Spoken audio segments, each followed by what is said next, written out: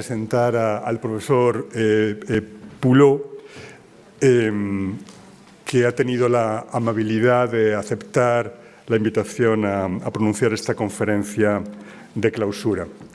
El profesor Poulot planeaba desplazarse a Madrid para estar con nosotros, pero finalmente una complicación de viajes, agendas, de diversos movimientos se lo ha impedido.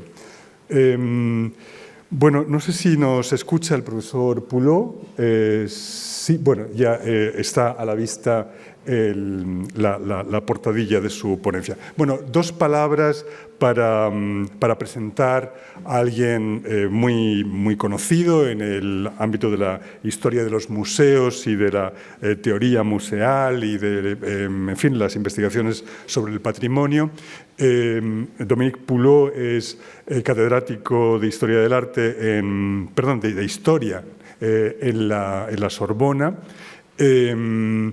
Tiene una larguísima trayectoria y de todos los reconocimientos. No sé, ha sido distinguido con la beca Jean Monnet, también la Fundación Getty, en el CASBA de Washington. Es miembro honorario del Instituto Universitario de Francia.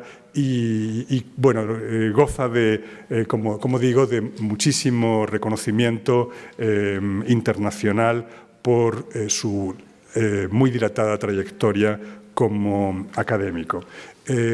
Conocerán al menos algunas de sus publicaciones en el dossier que les entregamos en esa carpeta con el programa.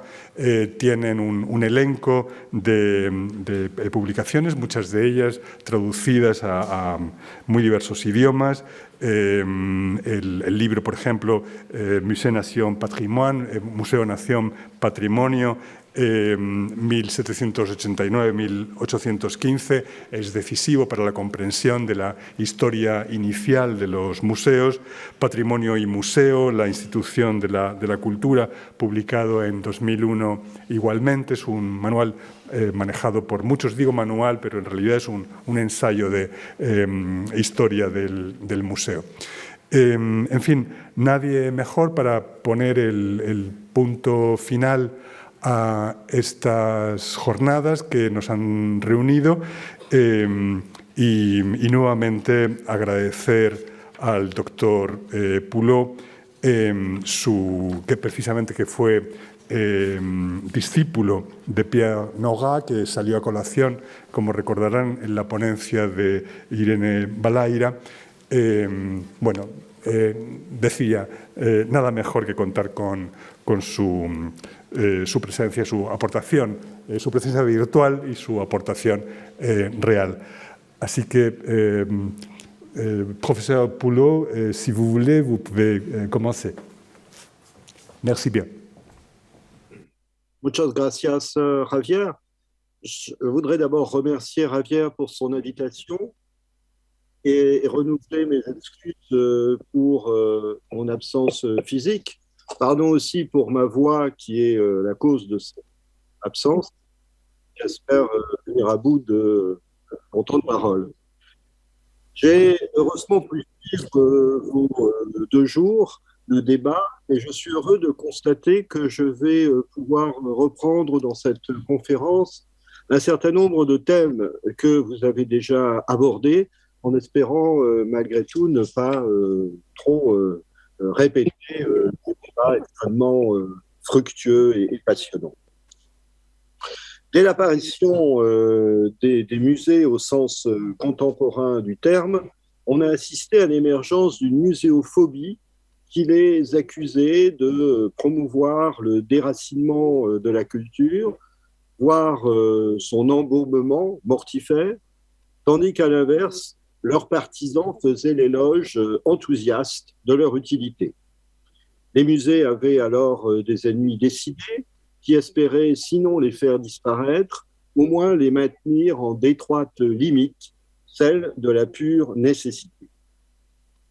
Aujourd'hui, le musée paraît à tous indispensable et chez la plupart de ses visiteurs, il semble légitimé la résilience de ces collections et de ces dispositifs. Pour autant, la tentation est toujours grande, ici ou là, de considérer que le musée est la pire manière, au fond, de conserver la culture, à l'exception, bien sûr, de toutes les autres. Ainsi, une leçon sans doute des récents débats autour de la définition du concept de musée, mais aussi, après la Covid, une leçon des fermetures et des réouvertures de musées, a été de montrer que les amis des musées, loin d'être unis, s'opposent de manière plus ou moins décidée au nom même de leur amitié ou de leur amour pour ces établissements. L'étude de cette situation, au demeurant, a déjà donné à plusieurs évocations au cours du colloque. Elle devrait probablement aboutir à des travaux savants fondés sur le dépouillement des très copieux et très complexes échanges suscités par ces débats internationaux. Au moins, cet épisode peut-il conduire à examiner un peu précisément de quoi sont tissées l'amitié et l'inimitié envers les musées et quels sont leurs enjeux. L'actualité en est plus généralement assez évidente au moment où les rapports entre la culture et les émotions ou les sentiments sont au cœur des préoccupations de beaucoup d'institutions comme des politiques publiques. Or, si les ennemis des musées ont régulièrement fait l'objet d'analyses, les amis des musées n'ont guère suscité autant d'examens. Peut-être, dira-t-on, parce que les gens heureux n'ont pas d'histoire, ou bien plus sûrement parce que les institutions tiennent pour acquises les amitiés qu'on leur porte, tandis que les inimitiés doivent être étudiées afin d'y répondre et, si possible, de les réduire. Pourtant, il y a eu historiquement bien des formes différentes d'amitié développées à l'endroit des musées, et leur évolution peut sans doute nous instruire sur les formes d'attachement, comme on l'a dit tout à l'heure, et sur les diverses représentations qu'elles ont suscitées ou fortifiées. D'une manière générale, on peut souligner d'entrée de jeu que la fortune de ces mots d'amis, d'amitié, dans toutes les langues à propos des musées, est tout à fait remarquable, même si elle n'est pas évidemment exclusive. On parle aussi d'amis de monuments, d'amis d'artistes, d'amis d'écrivains, d'amis de sites, mais beaucoup moins d'amis en relation avec d'autres lieux de conservation, comme par exemple les bibliothèques. La transposition de l'amitié, dans ce cas-là d'intime, à des relations d'ordre social et politique, c'est-à-dire avec des établissements publics, est un phénomène, en tout cas, qui mérite d'être noté. Cette histoire commence avec la distinction entre des amis utiles et des amis inutiles, voire des amis néfastes. Elle commence au XVIIIe siècle, ce siècle qui a pu être qualifié d'âge de la sympathie ou encore d'âge de l'homme sensible. Dans ce cadre, il est naturel, au fond, que le vocabulaire de l'amitié ait reçu des emplois très larges, notamment politiques ou politico-culturels. La notion d'amitié est utilisée surtout alors dans une perspective d'utilité publique qui est caractéristique de l'esprit des Lumières. On peut alors distinguer des amis utiles. À cet égard, l'intervention de Quatremer de Quincy est particulièrement remarquable. Elle fut en effet notoire. Et Quatremer de Quincy avait l'intérêt de mobiliser des compétences à la fois d'un antiquaire, c'est-à-dire d'un archéologue, d'un théoricien de l'architecture, d'un administrateur des arts, d'un homme politique et d'un écrivain à talent.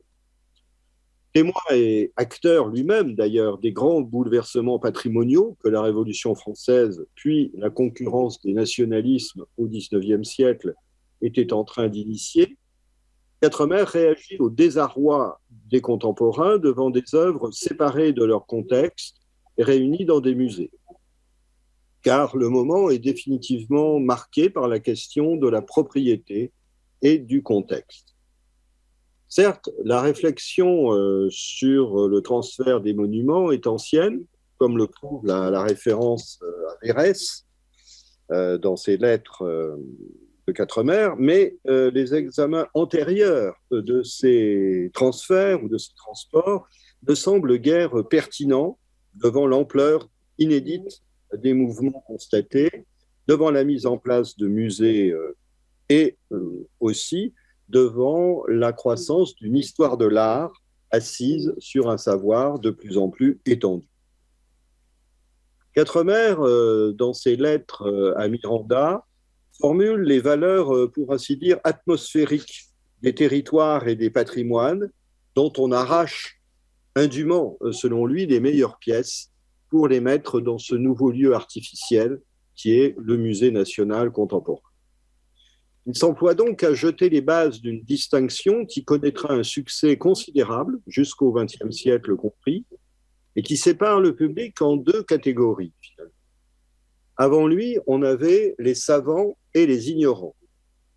Après lui, on a les amis des arts, qui considèrent avec la plus grande suspicion les musées, et les amis des musées, qui sont de faux amis des arts, c'est-à-dire des amis ignorants, ou qui revendiquent un savoir savant, mais parfaitement inutile à la sensibilité artistique.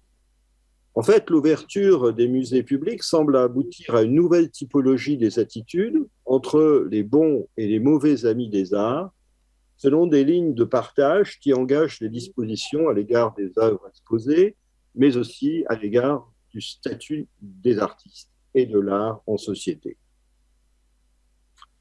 Il ne faut pas sous-estimer sans doute les multiples considérations politiciennes comme les manœuvres personnelles qui motivent le pamphlet de Quatremer et la pétition qui l'accompagne, aux fins de mobiliser contre l'entreprise française la plupart des grands artistes de Paris de l'époque.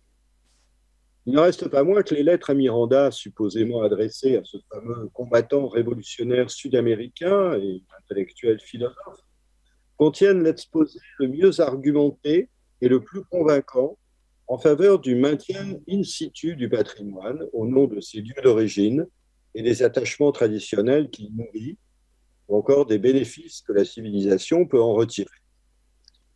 Dans ces différentes lettres soigneusement mises en scène, Quatremer évoque explicitement des entretiens d'hommes de lettres et d'artistes qui, pour lui, symbolisaient les échanges de l'Europe éclairée contre l'image nouvelle des nations, de l'idée patriotique et de ces coupures entre une élite de l'art et de l'esprit et les nouveaux pouvoirs politiques. Dans ses premières lettres, Quatremer affirme que le véritable musée de Rome se compose de rapports géographiques, je cite, de relations entre les objets entre eux, de souvenirs, de traditions locales, des usages encore existants, des parallèles et des rapprochements. Bref, conclut-il, le pays lui-même fait partie du Muséum de Rome. Que dis-je, en faire partie? Le pays est lui-même le muséum. Pendant le bicentenaire de la Révolution française, l'historien de l'art italien Andrea Miliani avait bien résumé l'opposition du musée et du territoire en écrivant que le nouveau système esthétique de Quatremer allait au-delà de la notion unitaire de protection chère à Winckelmann. Il abandonnait, écrivait Emiliani, l'objet individuel et en quelque sorte solitaire pour envisager un ensemble de relations continues où la protection contre le déracinement s'étend à l'environnement et au paysage, conçu comme un tout spatio-temporel, indivisible et inépuisable. Il reste que, contrairement à ce qu'une lecture hâtive peut laisser croire, Quatremer n'est pas absolument l'ennemi des musées.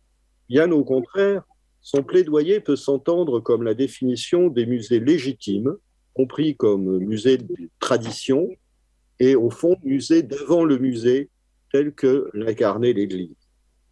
La conclusion est en effet claire. Ce n'est pas, dit-il, que j'entends contester aux collections classiques des ouvrages de l'art toute espèce d'utilité. Ce que je combats, c'est l'abus moral de ces collections, c'est leur excès, c'est le principe mal entendu de l'usage qu'on en fait.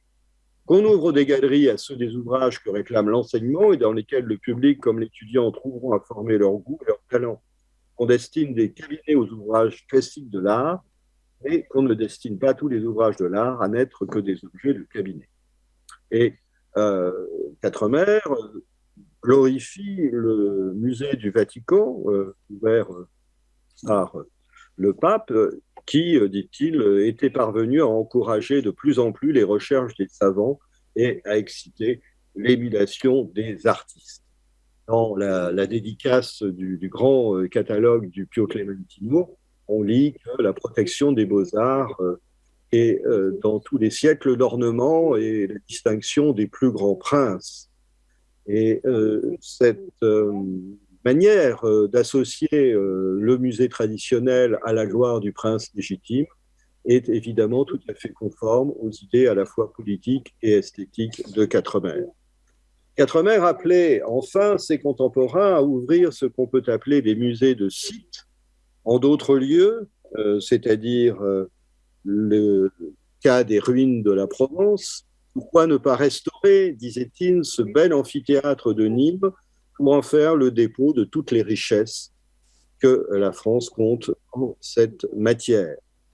Une autre version tout aussi positive du musée à son goût est celle de la maison-musée, de la maison d'artistes ou du musée d'auteur, comme on dit aujourd'hui, qui tire, dit-il, sa valeur et son charme de son monument.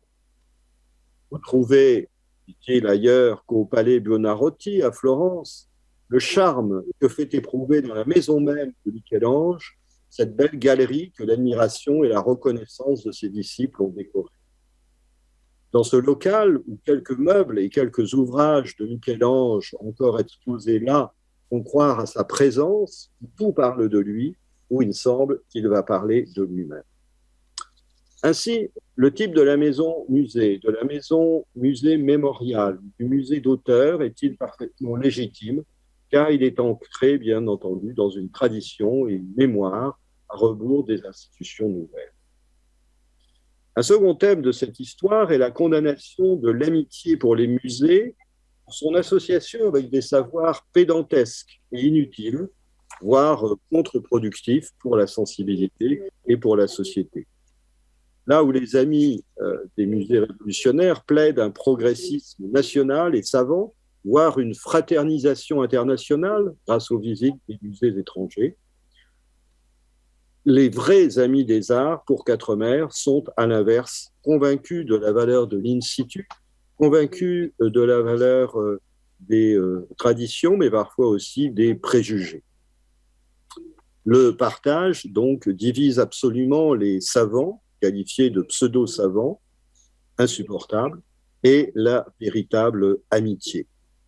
Les lettres au général Miranda sont donc remplies de condamnations, je cite, du sot amour des arts, ou encore de la savantise, ou encore des mansavants. Rien n'est si dangereux qu'un ignorant ami. C'est là où la référence à la fable de La Fontaine, l'ours et l'amateur de jardin, que La Fontaine terminait de la sorte, rien n'est si dangereux qu'un ignorant ami, mieux vaudrait un sage ennemi. C'est là où cette citation est assez remarquable, car la formule du fabuliste est en fait une formule utilitariste et non une formule morale, comme on l'a remarqué. La Fontaine suggère que l'on décide de l'amitié à l'aune finalement des connaissances et des compétences. Et il en va de même pour Quatremer, chez qui l'évocation de l'amitié sacrifie en fait à une religion de l'utilité pour l'art et pour les artistes, et qui ferait très volontiers l'éloge du sage ennemi. Cette amitié ignorante des savants de musée renvoie à des formes d'idolâtrie. Elle évoque des mineurs intellectuels, elle évoque la pédanterie de spécialistes, comme celle des faiseurs de catalogues, ici Alexandre Benoît, qui était son adversaire déclaré.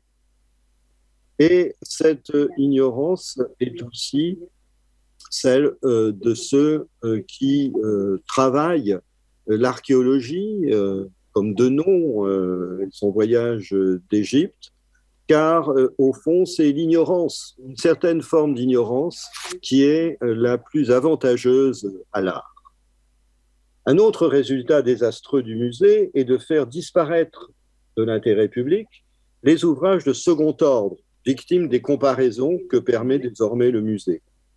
Car pour Quatremer, les grands talents sont rares, les chefs-d'œuvre sont des exceptions, et il est heureux que l'opinion de la société, dit-il, moins difficile et moins sévère, celle du musée, ait pour tous les talents des emplois variés. Il est heureux que des idées morales relèvent le prix de certains ouvrages. Bref, il est heureux que 1000 petits intérêts locaux finalement rehaussent le prestige de toute une série d'œuvres qui, dans les musées, n'en auraient plus. Enfin, Quatremer s'en prend très spécifiquement à l'estime maladroite que portent aux productions de l'art ceux qui veillent à leur conservation, aux soins dangereux des conservateurs comme des restaurateurs. En fait, Quatremer avait sous les yeux la démonstration précise de ce qu'il entendait combattre. Ainsi que Hans Belting l'a montré, le statut du musée Napoléon était en effet intimement lié à celui du chef-d'œuvre. Et à ce titre, comme l'écrit justement Belting, considérer le musée comme le simple site d'une collection serait en donner une description inadéquate. Il s'agissait en fait, avec le musée Napoléon, d'un nouveau territoire de l'art entièrement redéfini, un espace au sein duquel la culture moderne pouvait se réfléchir elle-même. Le musée Napoléon pouvait en effet suivre toute l'histoire de l'art en admirant une perfection que l'on craignait simultanément de perdre. Un des soucis de Denon était de publier, de faire connaître le plus largement possible cette collection grâce à la calcographie, grâce aux manufactures de Sèvres, par exemple, qui est productrice de ce genre d'illustration. Les décennies suivantes vont développer dans divers contextes et sous la plume de différents spécialistes, antiquaires, critiques ou esthètes, cette opposition entre un paysage de culture et le musée dans des termes plus ou moins inspirés ou similaires. Dans les souvenirs de Lécluse, qui était un élève du peintre David, on trouve la même critique des musées qualifiés, je cite, des hôpitaux de la peinture. On en trouve un autre exemple dans un texte de 1830 où l'auteur évoque les musées comme des catacombes où gisent pêle-mêle tous les monuments des arts. Là se vident, dit-il, les temples, les églises. Les artistes peuvent y trouver des sujets, mais est-ce donc au sein de cette confusion où toutes les impressions aboutissent à l'indifférence et à l'ennui que le public doit recevoir de vives et salutaires émotions? La littérature d'art appliquée aux visites de musées communie largement dans l'idée d'un grand partage entre ceux qui voient et ceux qui ne voient rien. Et l'impuissance à voir est, le cas échéant, redoublée pour ses adversaires plutôt qu'elle est combattue par les publications de guides, les publications de catalogues, ce que nous qualifierions aujourd'hui de forme de médiation. On est là toujours dans ce grand partage de Quatremer entre la savantise, le non-savant ou les pseudo-savants et les autres, les hommes sensibles, les vrais amis de l'art. Il faut citer ici peut-être Charles Baudelaire, dont les positions à l'égard du Louvre ont été très ambiguës et pour certaines paradoxales, comme l'a relevé récemment Rémi Labrusse. Mais l'un des intérêts de Baudelaire est d'évoquer une forme d'appropriation du musée qui, de fait, se limite à la vue de quelques-uns de ses chefs-d'œuvre banalisés par la reproduction. Et par certains aspects, les passages de Baudelaire peuvent évoquer des réflexions ultérieures sur l'aura et la reproductibilité de Walter Benjamin. Il y a dans le monde, écrit Baudelaire, et même dans le monde des artistes, les gens qui vont au musée du Louvre passent rapidement et sans leur accorder un regard devant une foule de tableaux très intéressants, quoique de second temps, et se plantent rêveurs devant un Titien ou un Raphaël, un de ceux que la gravure a le plus popularisé. Puis sortent satisfaits, plus d'un se disant « Je connais mon musée ».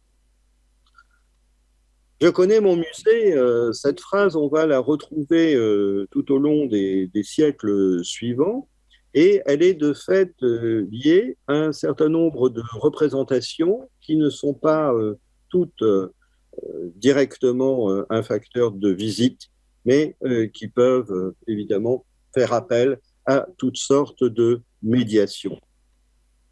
On peut remarquer aussi que Baudelaire reprend l'idée de Quatremer d'une nouvelle négligence à l'égard des œuvres moyennes, que leur situation originale protégée en quelque sorte des dédains en raison de leur accord avec un site particulier et avec des mémoires ou avec des préjugés, mais qui désormais, placés dans l'espace abstrait du musée, ne sont plus que des œuvres de second ordre par comparaison avec les chefs-d'œuvre. Le musée fournit à Baudelaire un éloge apparent mais complexe et à double entente de l'ouverture populaire des collections par les bourgeois. L'ironie des salons de 1845 et de 1846 se marque avec un éloge de la bourgeoisie. Bourgeois, vous avez, écrit-il, roi, législateur ou négociant, institué des collections, des musées, des galeries. Quelques-unes de celles qui n'étaient pas ouvertes il y a 16 ans, aux accapareurs, ont élargi leurs portes pour la multitude. On trouve aussi chez Baudelaire l'idée que dans ces nouveaux musées se joue une forme de communion nationale, communion de tous influences, mais aussi que le musée est un espace de la différence sociale, de la différence entre l'immoralité que le peuple, ainsi que Louise Villedieu, la putain à 5 francs, qu'il envoie, si j'ose dire, au Louvre avec lui, cette immoralité des sujets que retrouve aussi la description de la noce de Gervaise chez Zola dans sa visite au Louvre, et la moralité fondamentale de l'art et de l'artiste qui n'est pas entravée par ces considérations bourgeoises ou populaires. Il n'en reste pas moins que l'alliance du progrès, du savoir et du musée est défendue par les professionnels du musée, comme par exemple Orsin Déon, au milieu du XIXe siècle à Paris, qui, dans un essai sur les portraitistes français de la Renaissance, affirme que, je cite, « Lorsque nous allons au palais de Versailles, nous laissons les nombreux visiteurs admirer, bouche béante, les lambris dorés et les pompeuses allégories des appartements, pour nous diriger vers des salles solitaires, ignorées du public, perdues sous les combles. C'est là que se trouve la collection la plus précieuse des portraits français du XVIe siècle qui soit au monde. Nous donnerions bien des grandes toiles du premier étage pour une de ces petites perles. » Le nouveau directeur du Louvre en 1848, le peintre d'histoire Jean Rond, qui jette les bases de l'accrochage savant qui restera d'actualité pendant presque la seconde moitié du XIXe siècle, imagine un musée du Louvre accordé au savoir. Ce qui existe, écrit Jean Rond, c'est le besoin, la réclamation constante des artistes et des vrais amis de l'art, de la concentration au Louvre de tous les documents et de tous les livres d'art, sans lesquels l'histoire, les traditions, les origines, les significations, les procédés ne peuvent être compris et étudiés. Avec le nouveau Louvre de la Deuxième République, la République de 1848, Il s'agit bien de montrer, dit-il, comment la République comprend et interprète les intérêts de l'art. Il y a donc une grande continuité entre les positions des amis des musées, de la première à la Seconde République, et une non moins grande continuité des ennemis de ces musées au nom précisément de l'art. On en trouve un exemple dans un des textes muséophobes les plus remarquables de la seconde moitié du XIXe siècle, un article de Robert de la Sizeranne, paru dans la revue des Deux Mondes sous le titre explicite « Les prisons de l'art ». Sizeranne y passe en revue tous les cas célèbres depuis Lord Elgin et les marbres du Parthénon, en évoquant in fine l'exemple d'Avignon, une caserne dont on veut faire un musée, ce qu'il déplore par avance. Mais ce qui le requiert particulièrement, c'est l'entrée des arts décoratifs au musée. Dans un musée, qui peut jouir d'une tapisserie, écrit-il? Personne. Car l'esthétique d'un ameublement ne s'insinue pas aussi vite dans l'esprit que celle d'un tableau ou d'une statue. De même qu'un paysage frappe moins vite qu'une scène de genre, de même les couleurs peu bruyantes et les lignes peu écrites de la décoration veulent des heures pour être goûtées. Il faut demeurer longtemps devant une aiguière, une crédence, pour que leur rythme s'associe à nos pensées. Il faut vivre au milieu des objets de bon style pour qu'ils vivent en nous. C'est même ce qui donne à l'art décoratif une physionomie différente de l'art imitatif. Il ne faut pas qu'il frappe, il faut qu'il s'insinue. Et pour qu'il s'insinue, il faut vivre avec lui familièrement, comme on vit avec la tapisserie de sa chambre, non pas le mettre dans un musée où on va lui rendre une visite rare, solennelle et pressée. Ce texte est assez remarquable parce que le document de Sizeranne témoigne de l'impossibilité d'une amitié envers une collection publique, de son extrême difficulté, en lien avec la valeur du contexte, au moment où entre une nouvelle catégorie d'objets dans les musées. Et on peut dire qu'à chaque fois qu'une nouvelle catégorie d'objets entre dans un musée, la polémique à propos de l'amitié ou de l'inimitié reparaît. Sizeranne emploie un mot curieux, insinuation, pour désigner cette appropriation lente, ce bain, pour ainsi dire, dans une atmosphère que représente la situation du collectionneur. À l'inverse, la visite au musée, dit-il, est toujours un événement rare, solennel et pressé. Et par bien des aspects, on peut dire que ce texte de Sizeranne annonce des réflexions ultérieures, à la fois de Benjamin sur le rapport du collectionneur à ses objets ou du bibliophile à ses livres, et de Paul Valéry sur le caractère solennel et finalement insupportable de la visite du musée. Les thèmes donc initiés par Quatremer se retrouvent parfois quasiment à l'identique dans toute une série de réflexions et on pourrait élargir bien au-delà de la France les citations, puisque en Allemagne également, à la fin du siècle, ainsi chez Karl Hillebrand, on a toute une série de reprises des condamnations des musées dans la philosophie presque textuelle de Quatremer. Un autre type de musée, cela dit, apparaît à la fin du XIXe siècle, ce qu'on pourrait appeler des musées d'ambiance et ou des musées de la petite patrie. Le mot d'ambiance apparaît à la fin du XIXe siècle en France et Léo Spitzer en avait donné une perspective de sémantique historique à travers l'étude de deux termes, milieu et ambiance. Il avait montré le lien de l'ambiance à la littérature symboliste en réaction au naturalisme. Il avait montré aussi combien ce néologisme d'ambiance rencontre l'idée d'un lien indissociable entre un territoire, un paysage et des œuvres d'art ou des produits d'une communauté qui participent d'un esprit d'un lieu et qui entraînent une forme de sympathie envers lesquelles se développerait une amitié particulière. Le personnage de Louis Codet, qui est mort très jeune à la guerre de 1914, est ici intéressant.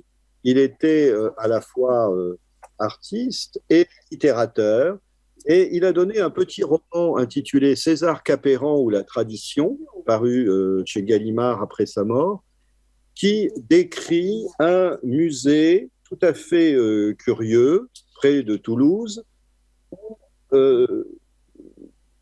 il ne se trouve presque rien d'une collection, mais où la vue des Pyrénées depuis le grenier du musée constitue au fond le vrai trésor artistique de ce musée.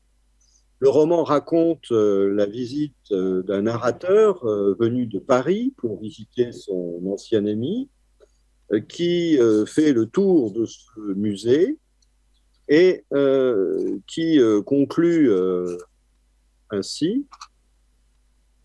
J'étais bien étonné par cet étrange musée qui ne contenait que 4 soupières et une vue des Pyrénées. Mais cependant, je sentais qu'au fond, ce musée était convenable, qu'il s'ajustait à la personne du conservateur. J'en étais à l'aise, j'en étais content, je goûte l'harmonie des choses et des hommes. Citation. L'identification du personnage imaginaire de Capéran à son terroir et au-delà à la tradition française se fonde donc sur celle de son musée au paysage de la petite patrie. Le musée, qui s'offre exemplairement dans une socialité amicale, Paris-Province, emblématique de la géographie culturelle française, consiste moins dans des œuvres que dans l'inscription dans un ciel, dans un paysage, voire dans l'offre de nourriture et du vin qui sont offerts aux visiteurs de façon très amicale. La collection est réduite certes à une quasi-insignifiance, mais elle prend toute sa valeur dans son contexte de souvenirs qui évoque aussi bien les intérêts pour l'art populaire que la référence au grand art français. Au fond, la collection de ce roman témoigne sur un mode plaisant et dérisoire à la fois, d'une amitié envers un musée local, envers un site inscrit dans des paysages comme dans des legs historiques, et elle répond, cette tradition, évidemment, à la typologie ouverte par le pamphlet de 4 mètres. Il est une autre catégorie d'amis qu'il faut évidemment évoquer ici brièvement. Ce sont les grands collectionneurs qui ont donné leurs œuvres au musée et dont Edmond Bonafé, dans ses causeries sur l'art et la curiosité, regrettait qu'il ne soit pas davantage populaire ou qu'il ne soit pas davantage récompensé. En fait, tout un système de loterie existait aussi auprès de certains musées pour mobiliser l'amitié à des fins pécuniaires. La situation sera ensuite très différente, même si ces loteries ont pu aboutir à la construction de musées. C'est le cas du musée d'Amiens sous Napoléon III, puisque c'est sous une forme collective au XXe siècle que les amis vont faire société. Ces différentes sociétés réunies en fédération, comme en France, la Fédération française des sociétés d'amis de musées, s'emploient à des engagements collectifs, à une amitié réglée en apportant des dons, des œuvres, mais aussi de la main-d'œuvre pour remplir des rôles que le personnel des musées ne peut pas remplir. La croissance continue des membres de ces sociétés sanctionne un triomphe progressif de l'amour du musée comme figure de la légitimité culturelle. Au début du XXe siècle, c'est sans doute Paul Valéry qui a réagi le plus fortement à cet ensemble de situations en évoquant ce qu'il appelle le problème des musées, en des termes élitistes et nostalgiques d'une unité organique perdue, celle que fournissait l'architecture à l'ensemble des arts, celle aussi que fournissaient les structures familiales et patrimoines au temps de l'Ancien Régime, et qui ont été remplacées par une rationalité d'exposition dans les musées réglée par le savoir, les connaissances, la chronologie. Pour Valéry, qui n'aime pas trop les musées, comme il l'écrit, le musée contemporain ne permet plus d'expériences singulières. La tristesse, l'ennui, l'admiration, toutes ces valeurs officielles s'opposent chez lui à la volupté qui est définitivement perdue. Malgré tout, les vers de Paul Valéry gravés au fronton des nouveaux musées de la colline de Chaillot affirment, je cite, « Ami, n'entre pas sans désir ». C'est une injonction sous son apparente cordialité, singulièrement rigoureuse et passablement étonnante finalement lorsqu'il s'agit de désigner l'entrée d'un lieu public, et non seulement d'un lieu public, mais d'un équipement culturel, puisque entrer ou n'y pas entrer devient un enjeu de la vie et de la mort de l'art. Le musée, dit Valéry, devient tombe ou trésor. Et de fait, dans la littérature ultérieure, notamment de l'histoire de l'art, les deux attitudes, celle du superficiel et celle de l'érudit, que Paul Valéry dessine dans son texte, ces deux attitudes continuent obstinément de s'opposer à propos de la décontextualisation de l'œuvre au musée. Tantôt le musée est un espace de suspension, un lieu qui incarne, si l'on peut dire, l'absence de tout contexte, comme chez Proust, qui l'identifie à l'espace idéal de l'esprit créateur de l'artiste, sans référence aucune de propriété, de cadre. Tantôt, le musée est une sorte de hyper-lieu, un nœud de liaison, d'histoire, de provenance, de référence qui fascine l'érudit et qui devient en fait un théâtre d'érudition. On sait que dans un petit texte, Adorno consacrera à cette opposition entre Proust et Valéry un commentaire très aigu et très désenchanté, puisque pour Adorno, l'amateur superficiel, incarné par Proust, est à l'aise dans le musée, tandis que le vrai ami des arts, celui qui va visiter l'artiste dans ses ateliers, incarné par Valéry, ne trouve au musée vraiment pas matière à se réjouir. Valéry est présenté comme un penseur conséquent de l'art, ce qui ne peut l'amener qu'à condamner sa mise au musée. Mais, souligne Adorno, on n'a plus aujourd'hui l'espoir d'échapper de quelque manière au musée. Et de fait, l'histoire du second XXe siècle, l'histoire des polémiques entre amis et ennemis des musées, est assez répétitive. La mobilisation des ennemis des musées semble avoir suivi les inaugurations de chaque nouveau musée de manière assez rituelle. Les polémiques ont été évidentes au moment de l'ouverture du Centre Beaubourg en 1977, mais elles ont à peu près cessé en 2017 au moment de l'anniversaire. Elles ont été vives également au moment de l'ouverture du Grand Louvre. Et enfin, elles n'ont pas manqué à l'ouverture du musée du Quai Branly, que Françoise Choé, la spécialiste du patrimoine, avait qualifié de Luna Park.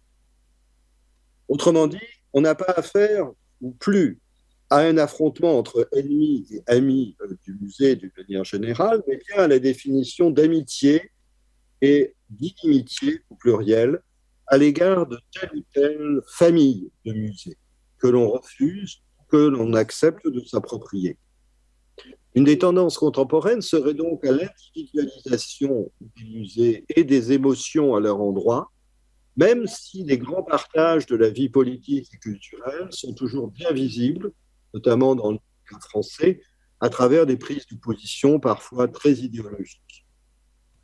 Pour autant, certaines des poussées de la muséophobie ne répondent pas à des ouvertures de musées inédits.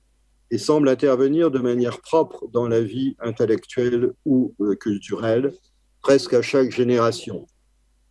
C'est par exemple autour de publications telles que le Musée imaginaire d'André Malraux et le Musée inimaginable de Georges Dutuy, qui lui répondait, que Maurice Blanchot fait paraître en 1950 un texte bref, Le mal du musée, qui sera repris 40 ans plus tard dans un recueil qui porte exemplairement le titre L'amitié.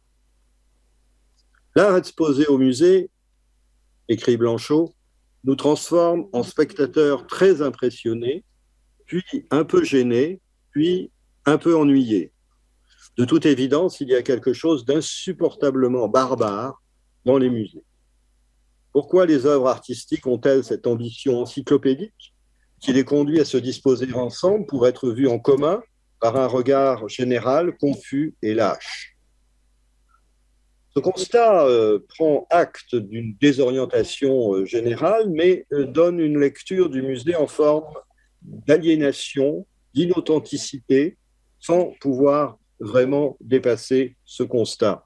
La réalité de ce que Benjamin appelait les maisons de rêve du collectif, 20 ans avant Blanchot, était au contraire dialectique, puisque chez Benjamin, les musées pouvaient contribuer d'une part à la recherche scientifique et d'autre part pouvaient contribuer à l'époque rêveuse, dit-il, du mauvais goût.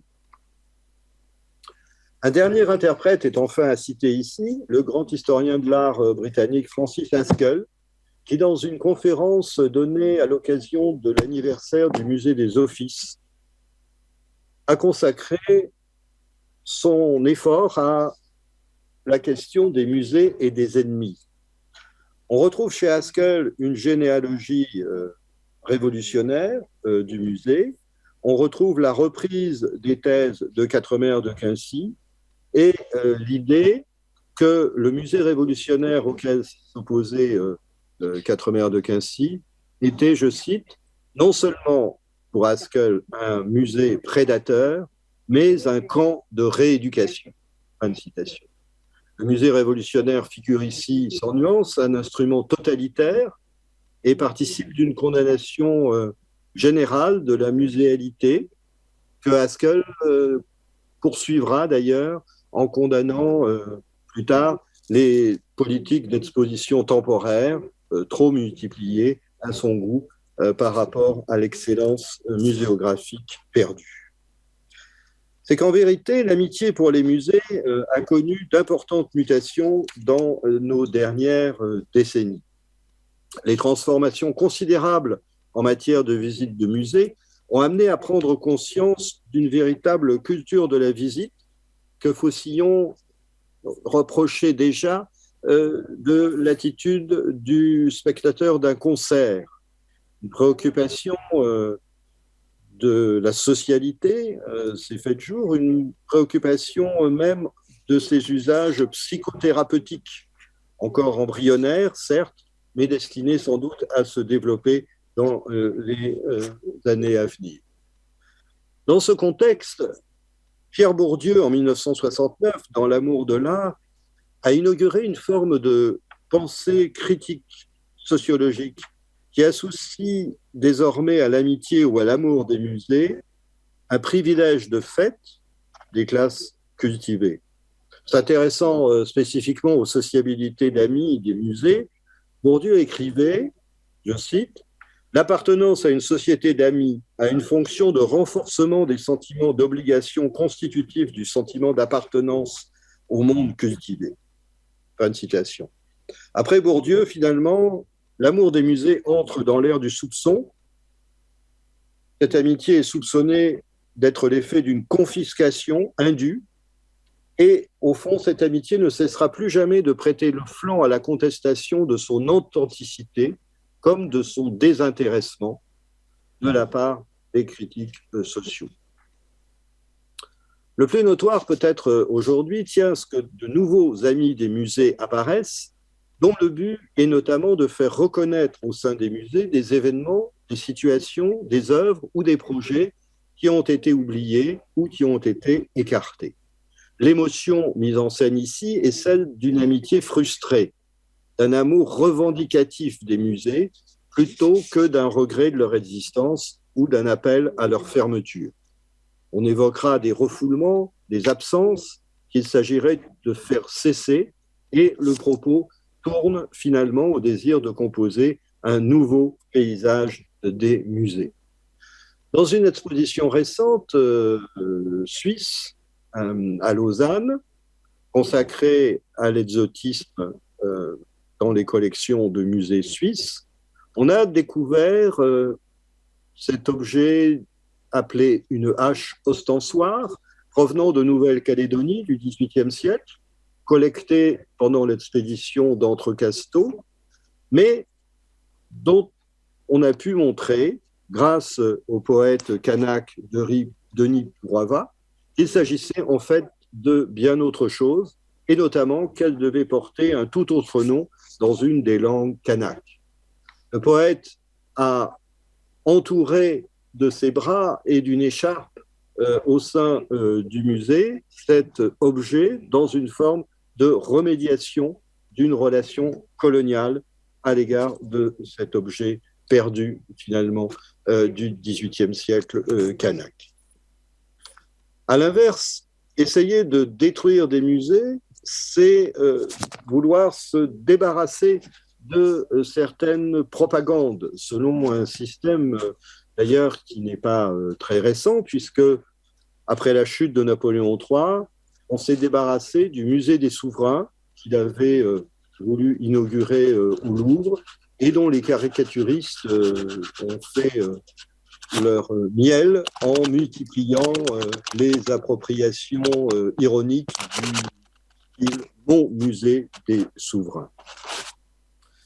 Dans les musées coloniaux condamnés aujourd'hui, ainsi celui de Tervuren, on a pu placer dans une sorte d'enfer les statues les plus problématiques, les plus contestables, qui sont toujours offertes à la vue des visiteurs, mais qui reçoivent une forme de contextualisation adéquate.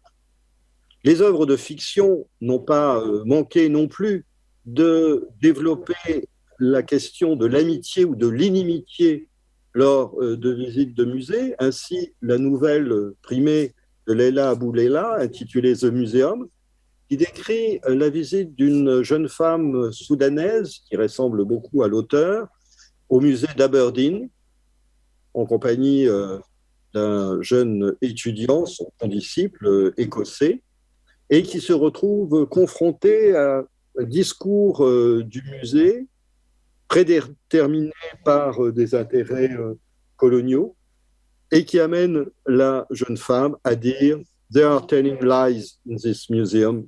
Ce musée ment. Ce musée ment, c'est aussi, au fond, le sujet du grand roman de Siegfried Lenz, Heimat Museum, mis en scène récemment sous forme de marionnette, et qui décrit l'impossibilité de faire avec une collection, impossibilité qui va mener jusqu'à la détruire, jusqu'à la liquider, puisque la leçon du roman est que, dans certains cas au moins, il n'est plus possible de témoigner une quelconque amitié à des objets décidément marqués de propagande et d'usage néfaste. Un dernier exemple, peut-être, c'est la grande super-production Black Panther en 2018, qui décrit la détestation pour le musée, censé être le musée de Grande-Bretagne, et le recyclage par le banditisme des matières premières d'un des objets du musée. Ici, l'émotion toute négative que l'on ressent au musée devient un élément de l'écriture des situations, le scénario. Il montre surtout une vie sociale d'une ressource précieuse et fantasmagorique. Et le musée devient la victime collatérale des objets qu'il renferme, mais c'est par son incapacité à en maîtriser convenablement la provenance, l'expertise, son incapacité aussi à en assurer la médiation, que le musée échoue et il est finalement pillé.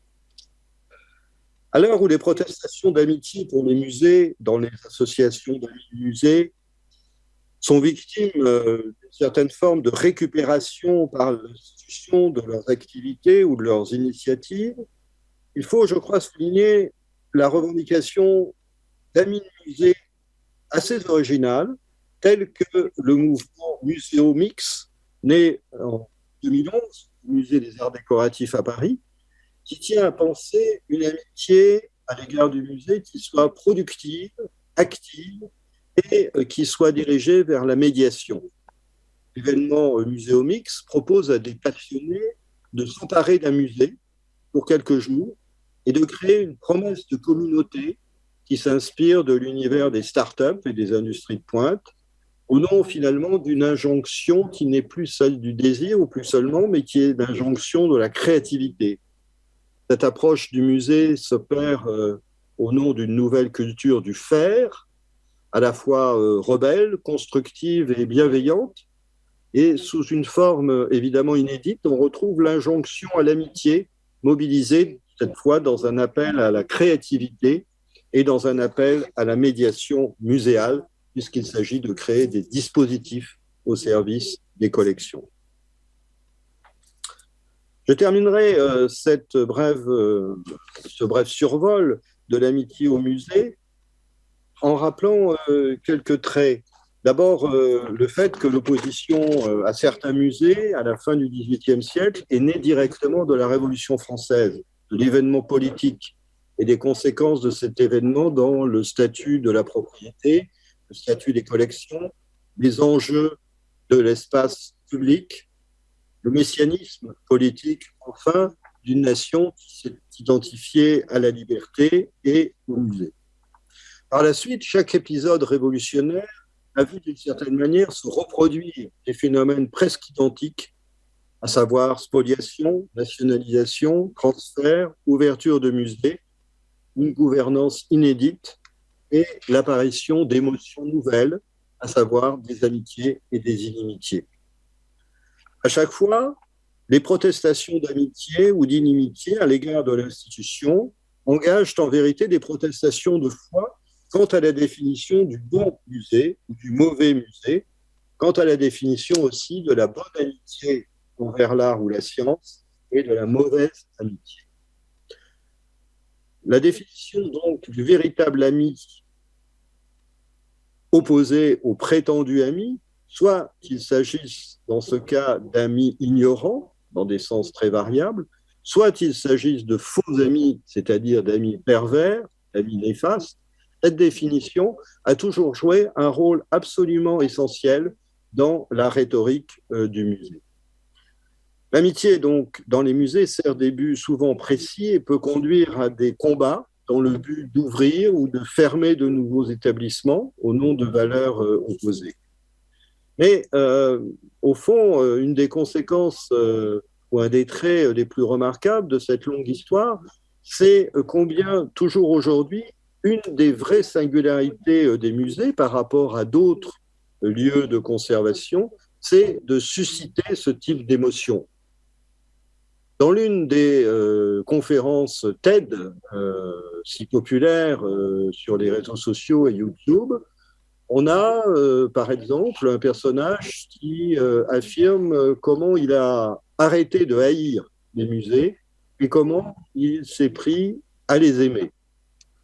C'est une des très nombreuses manifestations de ce tournant que Stéphane Weil, le muséologue, avait décrit comme le passage du musée contemporain d'une situation de rapport aux objets à une situation de rapport aux personnes. Et de fait, l'une des conséquences les plus évidentes est qu'on est passé de sorte d'idéal d'amis des arts, puis d'amis des musées, à d'autres formes participatives, parfois consuméristes, parfois encore d'appropriation. Le concept désormais déterminant et hégémonique du musée user-friendly semble promettre un avenir consensuel et la perte de spécificité des sociétés d'amis de musée est une réalité. Pour autant, on peut prédire que, je crois, les ressorts de l'amitié et de l'inimitié ne sont certainement pas épuisés dans les musées. Merci.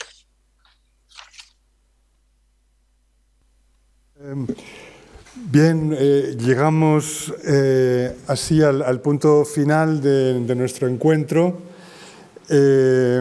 Esta tarjeta que nos ha venido acompañando ya podemos quitárnosla y a lo mejor la conservan al menos unos días y confío en que recuerden al verla con cariño estas horas que hemos pasado juntos.